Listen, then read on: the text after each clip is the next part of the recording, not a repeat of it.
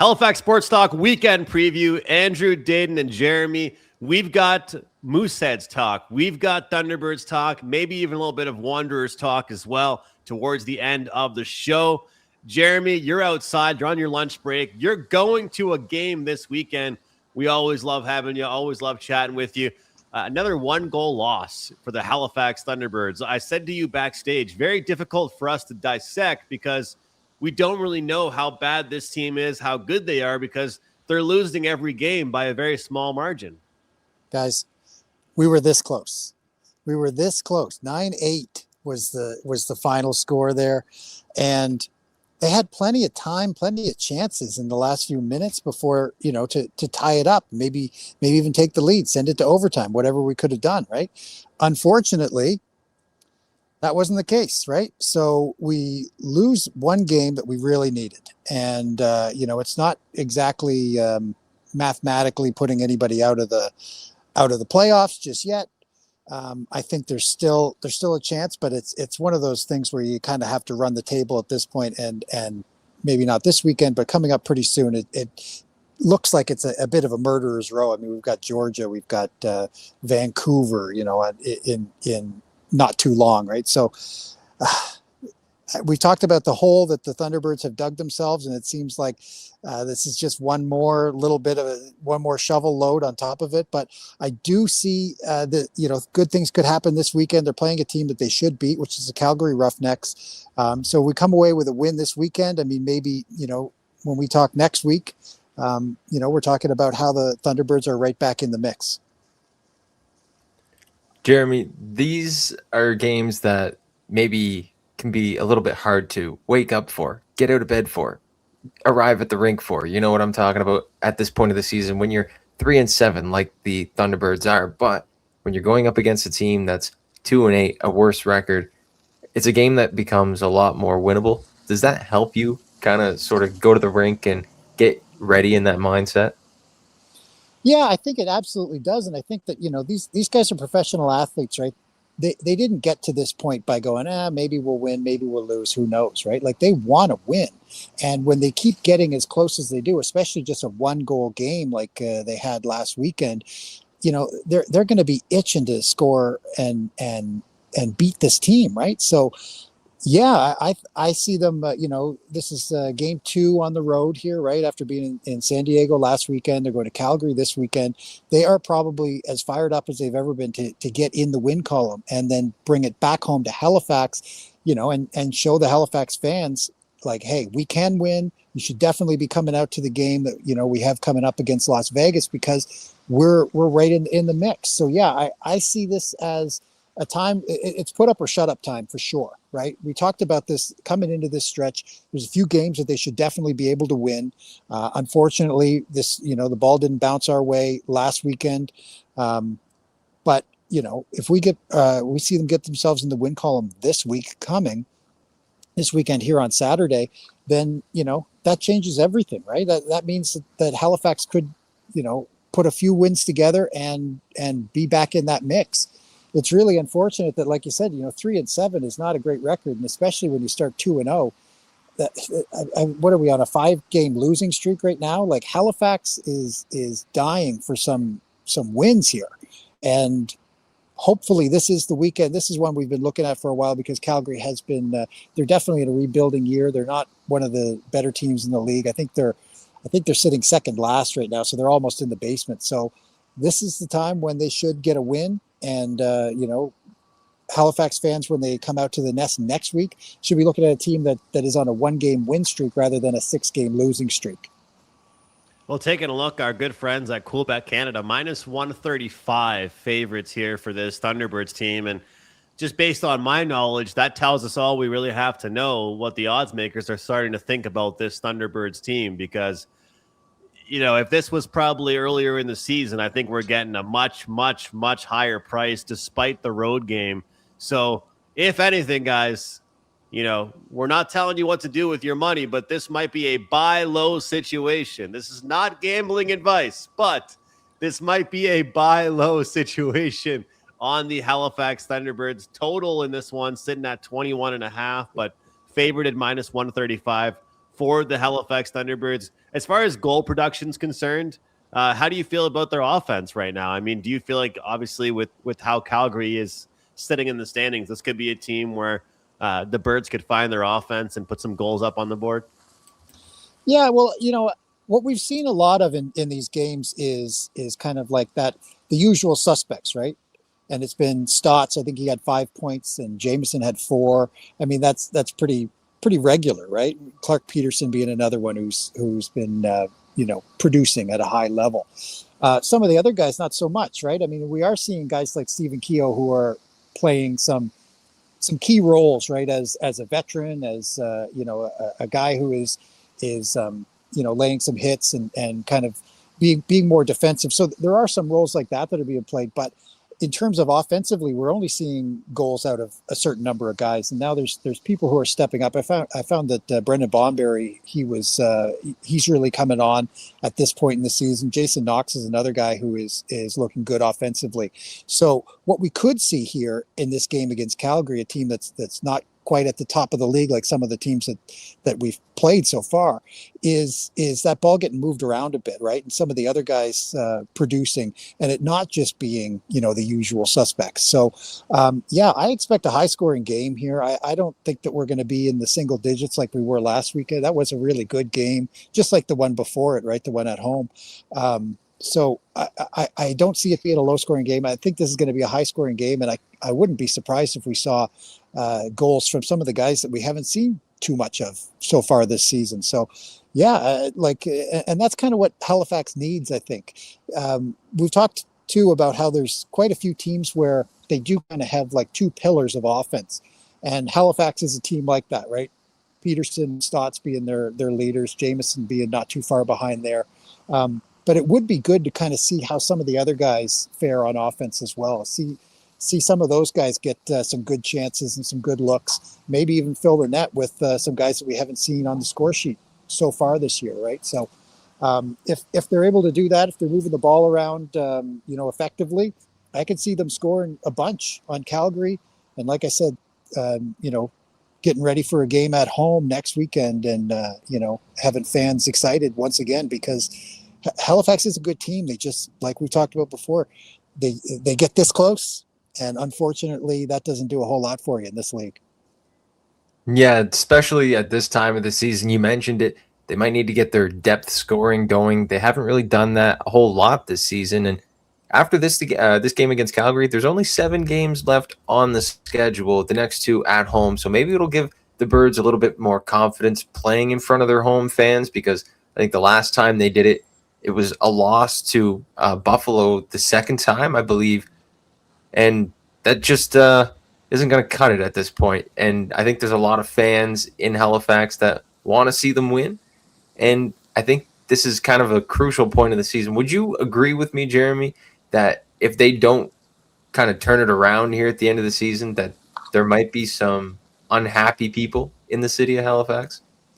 Well, yeah, and I mean, it's unfortunate. I mean, I do think that Halifax fans are going to support the Thunderbirds no matter what, but you're going to see more butts in seats if they're winning, and especially if they're staring down a playoff berth, right? That's just how it works in any city, any sport, any team, right? So yeah, if you want people to, you want to be able to convince your friends, right? Like we've talked about this before, how much fun it is going to a Thunderbirds game. You want to convince them that they should go to one of these games. It's a lot easier if you're saying, yeah, well, they're in a playoff spot, or they're at the top of the league, rather than saying, well, they actually are on a 5-game losing streak. They really need, a couple of games here. They're playing some tough teams though, so it might not be great. Like the narrative can change big time if they come away with the win like they should this weekend. And then, like you said, they've got a couple of home games, but they are against some tougher teams. Las Vegas is I'd say they're on par with Halifax. Toronto is always tough though, and they always have a good team. And I can see Toronto having a really late push here for into the playoffs. So they've got to buckle down, right? Get the win this weekend, move on from that. It's one day at a time, right? And then after that, they've got to keep that momentum going. I remember talking to a lot of Vegas Golden Knights fans and the NHL guys, and I keep telling them, You're going to really find out how good a fan base they have when the team's not good anymore, because that team has been good since they've existed, which is just crazy.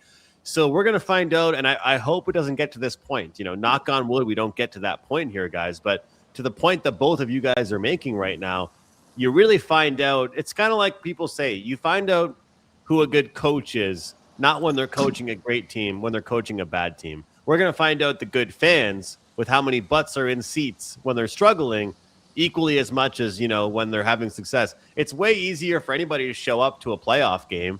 How about the game in the middle of January or February or March when the team is losing? So we're going to find out a lot, which is why they have to win this weekend. So, Jeremy, any closing thoughts before we get you out of here? We already know Dayton wants your prediction. What do you have for us today? Closing thoughts, kind of on the point that you were just making there about, who's a good coach when they've got not such a great team. Same thing with fans. We'll know who the good fans are if they're tuning in, because this is, what time does this game go on? Atlantic, right? Like 10 or 11, something like that. And I think last weekend, there you go.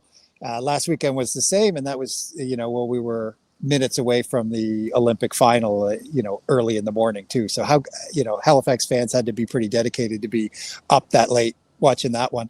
My closing thoughts would just be Calgary, is on a rebuilding situation right now. They're in the bottom of the league. Halifax should be able to beat them.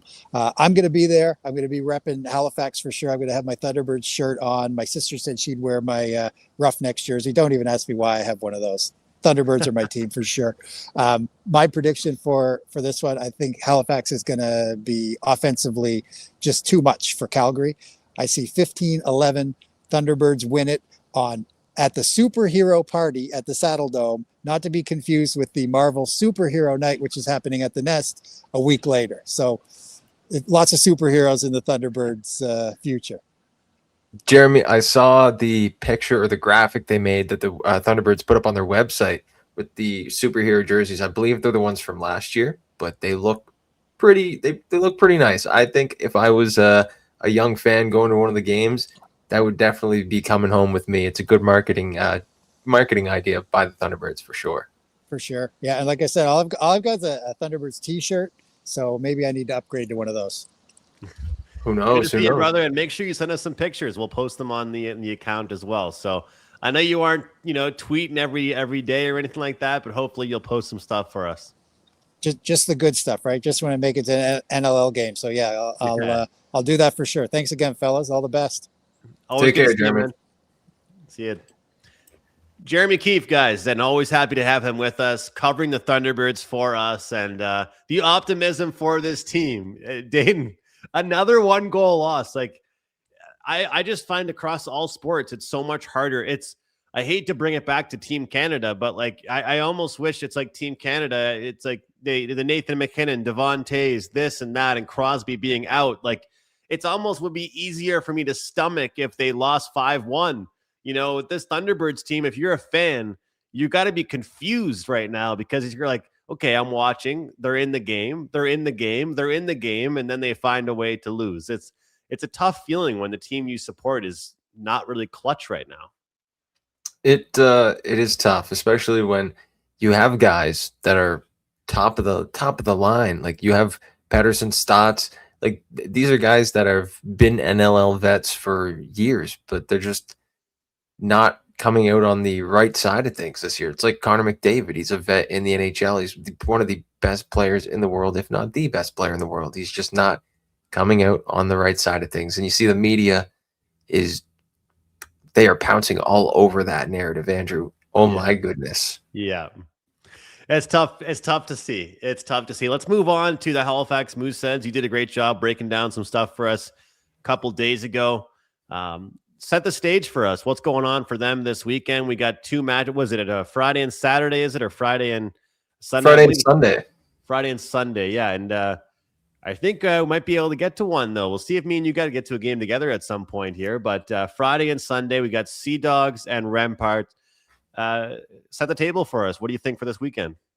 Well, Andrew, I'm hoping that it's the game on Sunday that you're able to go to, because if any, that would be the game that I'm able to go to as well, the game against the Remparts. But first, They're going to take on the Sea Dogs, and this one is the one that I think they should be able to win. They're 6 points up on the Sea Dogs in the standings. They're excuse me, 9 points up on the Sea Dogs in the standings, and that's pretty substantial at this point of the season because the Mooseheads are trying to move up in the standings and get a better spot for the playoffs. The Dogs have kind of been at the bottom of the conference all year long, so if that tells you one thing, there hasn't been much fluctuation in where they have sat all season long. It's kind of just been at the bottom of the Eastern Conference where the Mooseheads have been almost, I believe they were in second at one point at the start of the season, up there in the mix with Charlottetown and Newfoundland and in Chicoutimi as well. But yeah, it's definitely been tough sledding so far lately. But coming in, the Mooseheads are 1-4 in their last 5, and the Sea Dogs, are 2-3. So that's something that the Mooseheads are going to have to take into consideration. This is a hot Sea Dogs team that's coming in lately, and the Mooseheads team that's coming off a shootout win in Rimouski, but it's been tough sledding, like I said, heading in. So they're 4 straight losses going into that 7-1 win. I think the 7-1 win was just a little bit of good luck at the end of a road trip, running into a team that's also at the bottom of the conference. We got to just hope that that momentum can be on their side. Utilize something. Use some momentum. Use some positive vibes, some positive feelings. Go into the weekend. And you know what's one thing that we have noticed about this team, though, is that sometimes they shock us, and against some of the teams that are the hottest, they perform their best. So we'll see what they can do against Sea Dogs that are playing pretty well right now. So it's about starting things off in a good way, though, because you talk about the series lead for the Halifax Mooseheads between these teams. They have been able to battle. And then that Quebec Rempart one here. I mean, looking at how these teams stack up in the standings here, big points. You talk about it, big game as far as the standings are concerned here. So would you argue that the Sea Dogs game is kind of like for establishing good habits, and then the Quebec game is honestly the more important game? Oh, 100%. I think you need to, because if you don't get the points against the Sea Dogs, it's not as crucial as not getting the points against the team that's ahead of you in the standings, because the Remparts are 6 points up. If they win the game, they become 8 points up if you don't win the game before against the Sea Dogs. So it just widens the gap even more if you don't get the win against the team that's ahead of you, and they're only 6 points up. So if you think about it, 6 points, that's 3 games, that's 3 wins. You have a few games left here in the regular season. Not a whole lot, but a few games left over the next couple of weekends. A couple of against Cape Breton, which usually go back and forth, also usually end 5-2. But we'll see how the Mooseheads kind of end up when the season ends here. But like you said, Andrew, this one's definitely the biggest game, probably almost the turning point at the end of the season. I know usually the turning point is a middle of the season thing, but if the Mooseheads can swing things around at this weekend, get 2 wins to kind of round out the weekend and then move on, it might be a little bit of a turning point at the end of the season here. Let's talk a little bit of AUS basketball here. What a shocker it was last weekend. Not just the number 1 seed, but the number 2 seed. They both go down. Dayton, for me growing up, I always loved going to watch the AUS basketball at the Metro Center and looking at that tournament. I followed it. I was at the games, but Friday was always the fun night out because you were getting the teams kind of fighting for their ability to play those top teams in the semifinals on Saturday. But what happened surprised everybody because UNB and St. FX, both as massive favorites.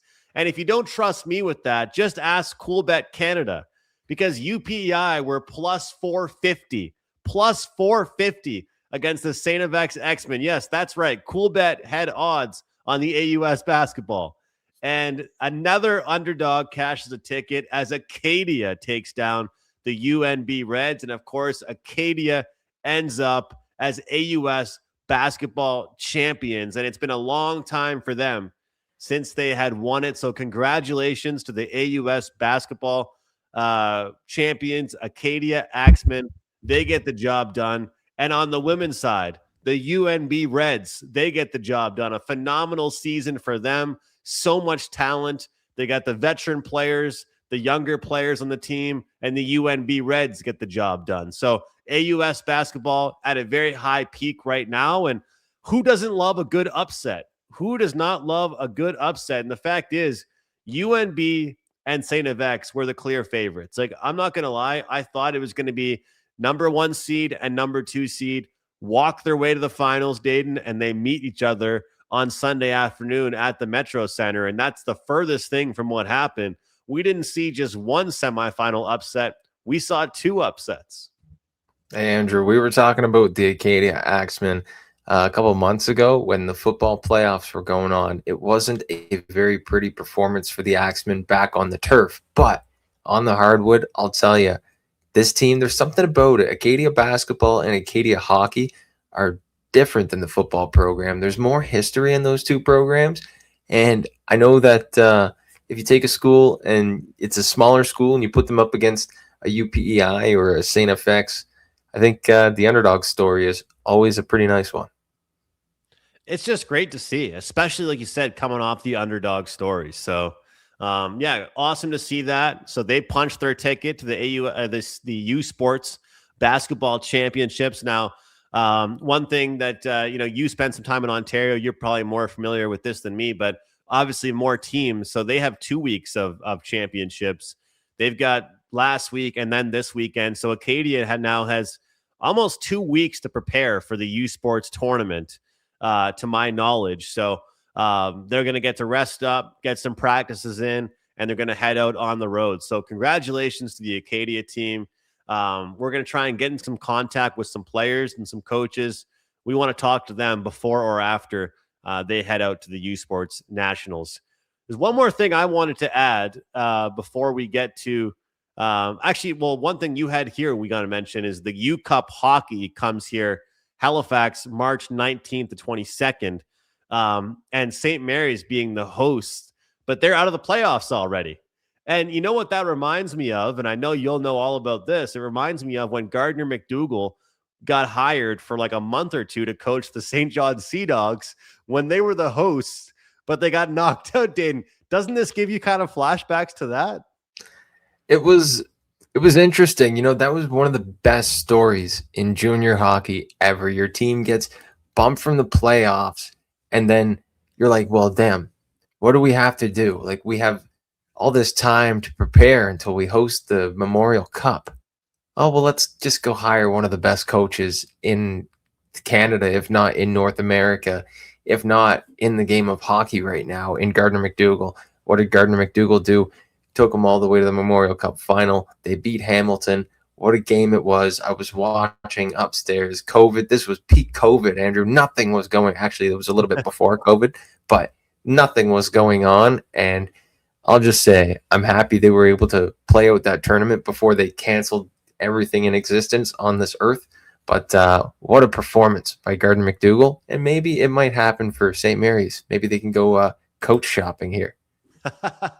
Hey, we don't want to start any rumors with that, but I do think the rest will help them in a big way. It can't be undermined with how much the rest can help. And speaking of COVID, the last time that St. Mary's hosted this tournament was during COVID, and they did so well at the start, right? And then all of a sudden, I just remember hearing, the tournament's canceled. They had a huge win on day one, and so we're going to try and do our best to cover that tournament for you guys when it happens. The one final message I have for everybody is that there's a big signing for the Halifax Wanderers. And, we may or may not have a big announcement as far as a guest coming on continuously with us with the Wanderers. We'll have to keep you guys posted on that. But a big signing took place here. The Wanderers signed Crystal Palace striker Victor Akinwale.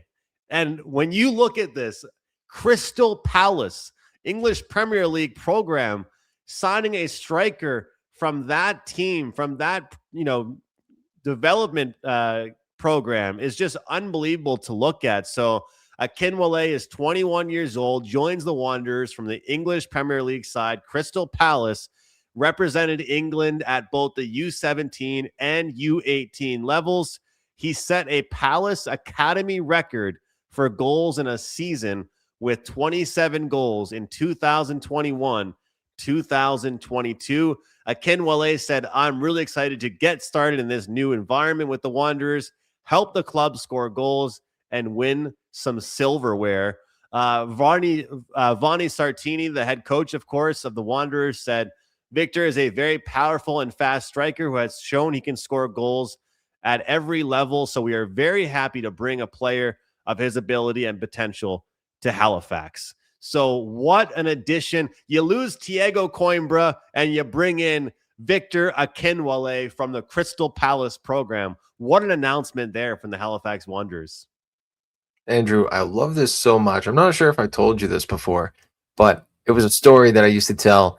When I was in Toronto, I had a bunch of friends at school, and they loved the Premier League. They loved English and European football. And they would always ask me, they would say, well, do you have a team? Do you have a team? And of course, myself, I didn't really have a team other than when I went to Target when I was 8 years old and I found like a Chicago Fire soccer ball. And that was like started my MLS fandom. I told them, I said, you know what? I like Crystal Palace. You know why?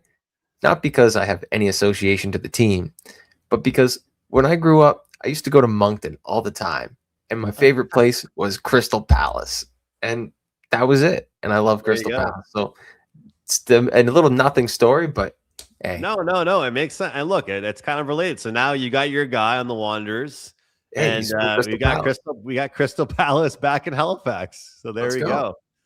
But that's one part of soccer that really interests me is like how the whole, selling and buying players works, right? It's not something we're used to in the NHL talk or NBA talk. It's not really like that. If you're under contract, you're under contract sort of. And so Thiago Coimbra, he gets bought by a Swedish program at a really, really high price. We're talking late 300,000s. Rumor was 375,000. So when you look at it, they had some money to spend. Now they pick up a young striker that's hopefully going to take the league by storm. I can't wait for you and I to be at the Wanderers together and watch this young player hopefully bring a lot of fans to their feet. And look, we can all enjoy a good, close match, but who doesn't love watching goals? And I think the Wanderers will definitely be happy to have that. 100%. Oh, sorry, Andrew. No, just saying. So looking forward to the future, man. Yeah. And like you were saying, the one thing that you kind of found interesting was the buying and selling. The one thing that I found interesting, I actually found out about it when I really started to take interest in the MLS when Schaffelberg made the MLS, and he was playing for Toronto, and then he got put on loan to Nashville. And I'd never really heard of a player being on loan before. Mm-hmm. And now you see it back when I actually was looking at Jaromir Jagr's elite prospects, and he got loaned from the Calgary Flames to the Czech team. And I was like, okay, so you're under contract, you get loaned to another team, you can still, and that's the one thing that has kind of interested me. And you still see all these teams making different moves, and it's interesting to follow the players also on their journeys. And you're like, oh, this guy was here like 2 or 3 years ago. Like, that's interesting. Yeah, you're just borrowing the player for a little while. Just like, hey, can we borrow this guy for a little bit? So can't wait to try and bring you guys some Wanderers content. Make sure you stay tuned. We've been teasing it for a little bit of time, but guests are important to us. We want to try and line some stuff up, but it's about to be a really, really fun time in Halifax. And Dayton and I are busy guys. We've got all kinds of work we're doing, but we're going to make sure with Halifax Sports Talk on social media or with the pod, we're keeping you guys up to date. So look, between the U Sports Cup with hockey coming to Halifax, the Wanderers training camp underway, Mooseheads playoffs rapidly approaching, and the Thunderbirds doing everything they can to win a game for us here at Dayton, it's a pretty good time for us here on Halifax Sports Talk, and it's a great time for anybody that's watching the show. So that will do it for the show. Great podcast. Jeremy going outside for us on his lunch break. Amazing. Yeah, that's commitment. So thanks for watching. Thanks for listening. We'll see you guys next time right here on Halifax Sports Talk.